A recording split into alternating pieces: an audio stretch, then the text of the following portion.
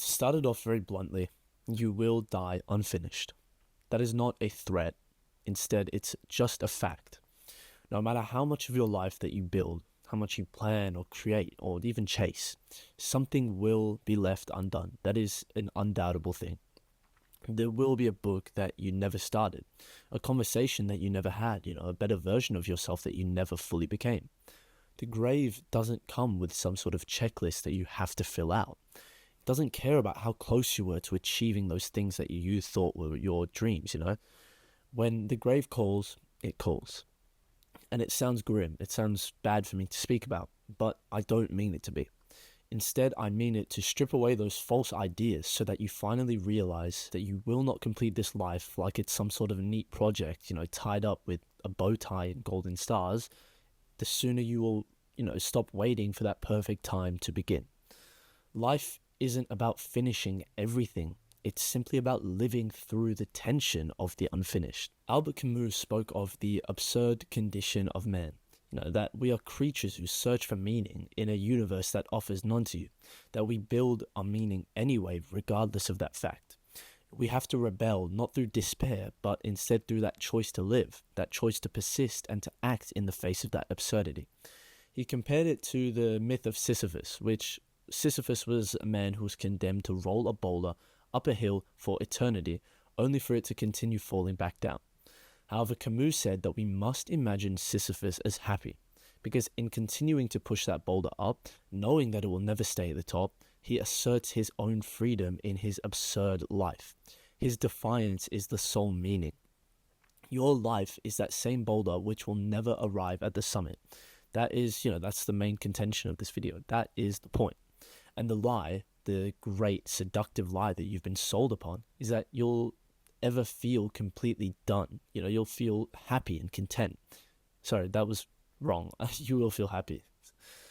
That, one day you're going to arrive at some sort of finished, flawless version of yourself and finally be at peace, But perfection is a moving target. Perfection doesn't sit still waiting for you to achieve it. Growth, by nature, cannot be complete. Otherwise, you're never growing. And so to live well is not to finish. Instead, it's to move and it's to climb and to show up regardless. Soren Kierkegaard talked about the leap of faith, which is, it's not about religion. It's instead about the existence itself. He believed that the true freedom arrived when one took the leap away from safety, from, rational guarantees, and into commitment. It isn't comfort that he praises, but instead it's resolve. Kierkegaard knew what modern culture forgets. The things that you'll always feel incomplete right before you act. You won't ever feel ready. You won't ever feel sure. But waiting for certainty is that trap that kills momentum.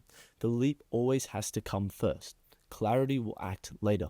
So many people waste their years pacing the hallway of what ifs. What if this happens? What if I do this? They obsess over the potential and they polish their potential like it's a trophy, but they never end up taking that leap. And the question should be why? The answer is that because they want a blueprint. They want a safe way to guarantee that they're going to land without breaking their legs, But the fall is a part of the process. The uncertainty is what makes the process real. The people that you admire never finished what they started. They committed before they had everything figured out. That is the large difference between the successful and the unsuccessful. You do not need to finish everything, but you need to start something. You don't need to become perfect, but you need to become real and authentic. And that means falling in public. That means releasing projects that were never ready. That means living a life where your masterpiece is never complete, because you are the masterpiece and you are still being carved. Consider the Japanese aesthetic of wabi-sabi. It reveres that beauty of imperfection and impermanence. It talks about incompleteness. A cracked bowl isn't discarded. Instead, it's highlighted with gold, because its history is worn openly instead of hidden. That is what your life should represent. Cracked and glued together, shaky in places, but that is what is, worth it. That is what makes your life worth anything at all. Because of the fact that it isn't perfect, but instead because of the fact that it is yours. You aren't some sort of product. You are not some finished sculpture waiting to be polished and brushed down. Instead, you're a living process. You're an organism. You're an evolving contradiction. And that is uncomfortable to understand, but it's also holy and it's also liberating. The obsession with completion is just an excuse. I'll start that business when I've learned everything, is what a lot of people will say. I'll reach out once I finally figure out what script to follow up on. I'll show the world who I am once I've got everything figured out. But life doesn't reward the perfected self. Instead, it rewards the engaged one, the one who shows up. Why do you think I continue posting these videos, even though a lot of them drop less than 50 views, less than 40 views, less than 30 views? Because I know that if my message gets out to at least one individual who resonates with it, then it's worth it. And that effort that I keep putting in, that perseverance, is going to be rewarded eventually. If you ever think that you'll feel fully ready, you won't. That is a luxury reserved for, fictional characters and TV shows. Even Friedrich Nietzsche knew this. He didn't seek some sort of comfort. Instead, he sought becoming. He sought a lifelong spiral of transformation and contradictions full of recreation. To him, life wasn't, some sort of straight line with a grand finale. Instead, it was a spiraling dance of chaos, a necessary fire, a return to the self again and again and again. Each time he returned to himself, he must have been closer to the truth, but he knew that he was never going to be at its final form. So yes, you will die unfinished. This isn't meant to, scare you of death. This isn't meant to incite some sort of fear or tell you to never do any work. It's not a flaw in a system. Instead, it's the system itself. You're never meant to arrive at some final point. You're meant to evolve. You're meant to continue adapting to your life. Your job is not to complete the story. Instead, your job is to write in ink while your hands are shaking. Think back to a lot of the moments in your life which genuinely resonated with you, the ones that matter. I bet you that a lot of them were interrupted. A lot of them were unresolved, and a lot of them were centered around a goodbye that maybe came far too early. A dream that never actually took off. And still, those moments, they genuinely shaped you, and they were never finished. So why should your life be any different? Life is not made of complete arcs, We're not a fucking anime where you have to finish this arc to move on to the next, to move on to the next. Instead, it's made of fragments, and those fragments hold meaning, and not because they were finished, but instead because they were lived.